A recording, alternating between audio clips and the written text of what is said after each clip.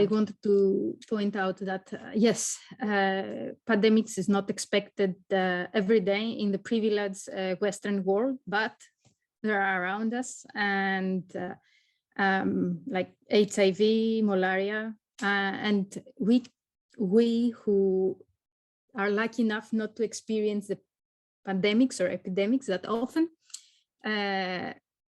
in our perspective, was a chance to learn how it is to act into this environment for a while and evolve the HCI field. So I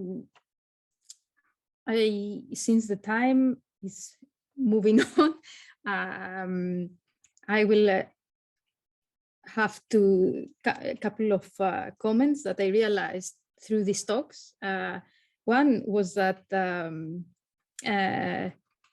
when you do remote research and HCI research, you need technology, you need internet access, you need e-literacy.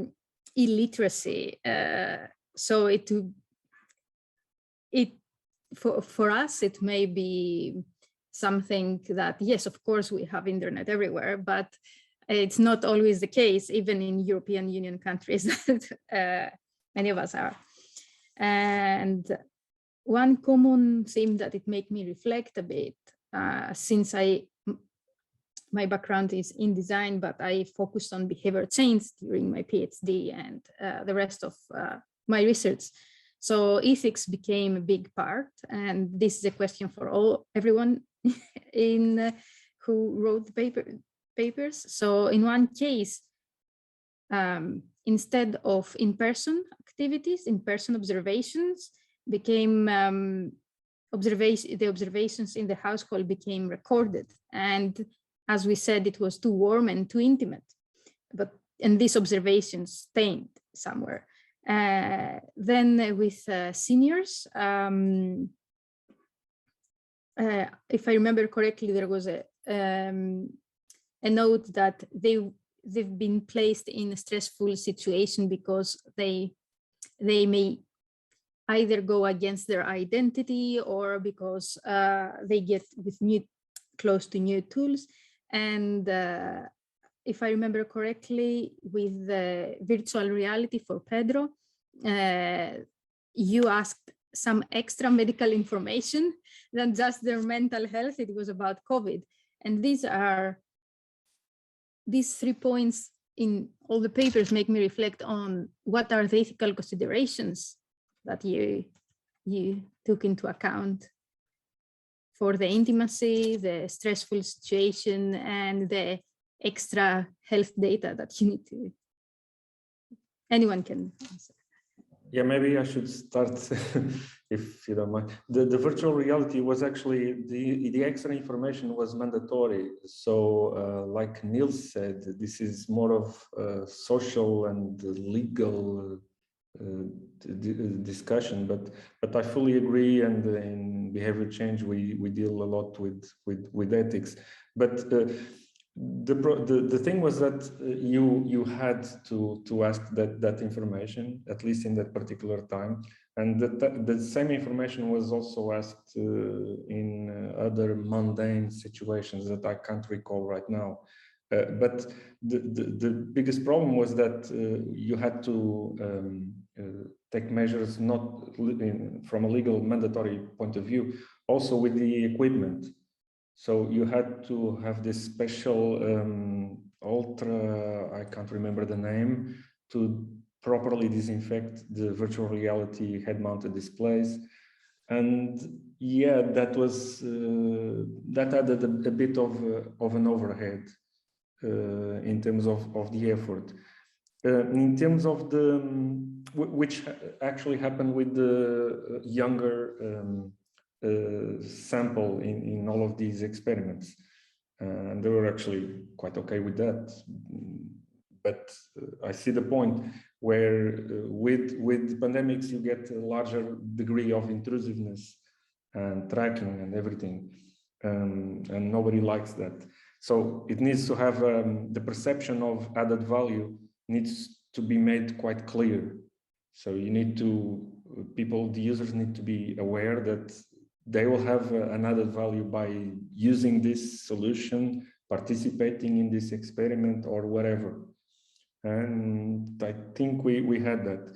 But I mean, I remember when I started teaching context-aware computing to classes to CMU students, and they were doing some research on that. This was like 10 years ago or more. And they concluded that people are very willing to share their data, track everything, as long as there is enough perception of value. And we know that, you know, in persuasive computing as a research field, subfield, we are sadly used to seeing how easily people give out their data in exchange of very little. So I guess a bit of the other way around. I guess we need to come up with means to bring more awareness about either you have a perception, a real added value of this, which it's more or less easy to do in COVID. It's like you don't want to get your grandparents sick, that's it. So I can't see an extra incentive greater than this. It's this or either dying right away or something like that. But it's not so easy to accomplish in not so serious situations. Thank you, Pedro. It was about the ethical considerations and how you addressed it in one case with 2 intimate recordings and in the other case with stressful factors. Thank you, please. Yes. Yeah, I think it's a very good question. And also in the beginning, I was really struggling with it when I started projects. But what I felt with a little bit what Pedro also was saying, that also I was following the families and also children. They are already so used to film themselves, to film their lives. And actually, after the first week, I watched with them together the whole movie they made. I edited everything together, and they were so proud of it. So at that moment, I was first a little bit like, okay, I keep it for myself. I don't show it. I told it all the time. It's just only for my research. But in the end, they started to share it. They wanted to show, like, they were very proud, and that was something I didn't really expect. Also, something you, I think, have to be very careful with because it are children. But on the other side, I think we are now living in kind of a world where it's so normal and everyone is vlogging. And you see also in my movie, you saw this small boy running around like, I'm vlogging. He was only 4 years old. So it is an ethical issue. But on the other side, I also felt that, yeah, with a family with young children, they are very used to it. And I really try to keep it for myself, but yeah, they spread it themselves. So that was, yeah, not my problem maybe anymore in a way, but very interesting learning as well. So I can add about the stressful situation with us older adults. So they did become stressed by us asking, like, we haven't decided, we ourselves as researchers haven't decided we're going to continue online. We discussed this with the participants and they themselves wanted to continue. That's why and then we were the ones providing the tools, which even though they didn't know how to use them, they gradually had to learn how to use the tools, and we had to learn how to support them in using this tool, which was the kind of key mismatch at the beginning, that none of us knew how to do these parts. And the stress, like it was, you know, it wasn't preferable that they were stressed, but at the same time, learning is not a comfortable thing. When you learn, you sometimes do need to, like, you are going to be stressed, and it would be better if we had more experience and could kind of make it softer for them, but we just couldn't. So this, for us, like the kind of ethical defense of this choice was that we knew that long term, the benefit can be really, really good. And long term, we can actually together understand, does this make sense or not? And that's why I feel like it was worth it, even though, you know, during one of the first calls, one of the participants said, I'm sweating so much because I'm focusing so much, because she was just so stressed by all the buttons and all she had to do. But at the same time, yeah, then she kept on coming, and we did make it work together through this kind of relying on each other and learning from each other. Carlo, you have raised your hand. partially the issue has been discussed at the end of each presentation, but I would like to put the things in a different way to all the speakers.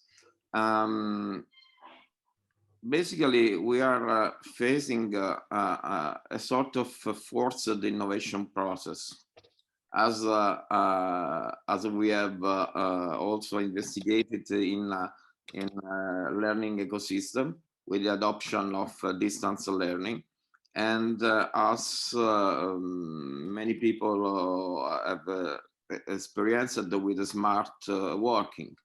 So, I mean, now people know that, for example, with smart working, there is a lot of advantage, especially employers and let's say the owners of companies know that there are a lot of advantages in applying a smart working instead of working in presence. Also for the best of the smart cities, let's say.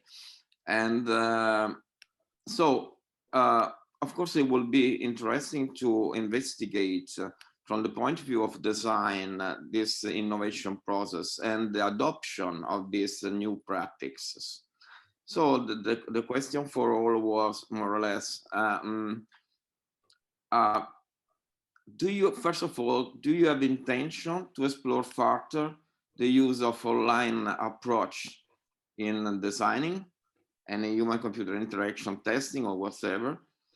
Do you think that from now on we have a market, a sort of, we went behind a certain border and we will not come back any longer because there are some advantages that you clearly described in using online design practice, and which are, in your opinion, some of them have been already mentioned, the factors that can help to keep the online practice in design for the future? Yeah, maybe just to add up that regarding the crossing the border that Carlo was also talking about, well, I think once you learn these new techniques for designing and evaluating user interfaces or technology, I guess you won't go back. So it all depends also on the target groups that you are dealing with. We could clearly see during the social confinement that the kids are the ones that adapt the best by far. But that is normal and expected because the technology that we design changes the society that we live on, and the way the society works, like one of the slides mentioned, is also reflected on the new designs of future technology. But this this made me remember about these kids that some years ago went to in Lisbon. So they went to a farm for the first time, and when they watched the sheep, one of the kids asked, "Where are the batteries?" And it was no joke. I mean, from that kid's perspective, that was a very strange thing. My concern is that with the lockdown and successful isolation periods, you get to blur too much these virtual versus real world lines that you don't see in the adult population or the senior population as well. So just maybe another topic for reflection in the future. Thank you so much. And Vasily, do you have some extra thoughts or ideas to propose to the audience, or are we just going to finish for today? It could last forever. It's so interesting discussion, and I hope that Carlo will announce maybe next year like a new special issue, like decoding the happy and smart city with no non-human participants, how to co-design together after pandemics. Yeah, Yannicka, but does not depend on me. There should be some guest editor that proposed this issue. But anyways, we have to live with new techniques. We have to get used with non-human and older people around us. And yeah, I think that this innovation process, as Carlo mentioned, that it's also my research interest about these new technologies, is what does it say? Actually, it says that when we are in the beginning, there are new techniques, new situations, uncertainty, and then somebody comes to us, Vasiliki or Katerina or Vies or Pedro or Oscar or Teija or Nils, and there's, you see, what a good new invention, you should benefit from them. Then participants just raise their hand and say, I don't feel it useful.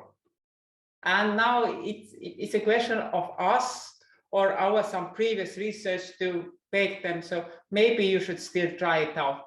Of course, it's not useful. You have never tried it. So maybe that's something we should consider, that the innovation process is something we can also say our word. That's the reality of new words. So thank you so much from my side.